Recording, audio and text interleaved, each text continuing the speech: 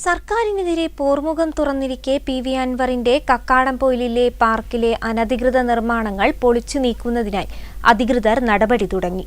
കാട്ടരുവി തടഞ്ഞുള്ള നിർമ്മാണങ്ങൾ പൊളിക്കാൻ വീണ്ടും കൂടരഞ്ഞി പഞ്ചായത്ത് ടെൻഡർ വിളിച്ചു.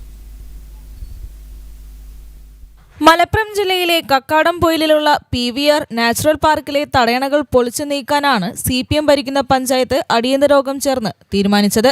കാട്ടരുവിയുടെ ഒഴുക്ക് തടഞ്ഞുള്ള നിർമ്മാണങ്ങൾ 1 മാസത്തിനകം പൊളിച്ചു നീക്കാൻ 8 മാസം മുമ്പ് ഹൈക്കോടതി ഉത്തരവിട്ടിരുന്നെങ്കിലും പഞ്ചായത്ത് നടപടി വൈകിപ്പിക്കുകയായിരുന്നു. അൻവർ CPMുമായി അകന്നതോടെയാണ് പഞ്ചായത്ത് നടപടികൾ വേഗത്തിലാക്കിയത്. സെപ്റ്റംബർ 13-ന് ടെൻഡർ വിളിച്ചിരുന്നെങ്കിലും ആരും പങ്കെടുക്കാത്തതിനാൽ റീടെൻഡർ വിളിക്കുമെന്നാണ് ഉത്തരവിൽ പറയുന്നത്. 14 ദിവസത്തിനുള്ളിൽ ടെൻഡറിൽ ആരും പങ്കെടുത്തില്ല എങ്കിൽ കൂടരഞ്ഞി പഞ്ചായത്ത് സെക്രട്ടറിയുടെ നേതൃത്വത്തിൽ അനധികൃത നിർമ്മാണങ്ങൾ പൊളിച്ചു നീക്കുമെന്നാണ് വിവരം.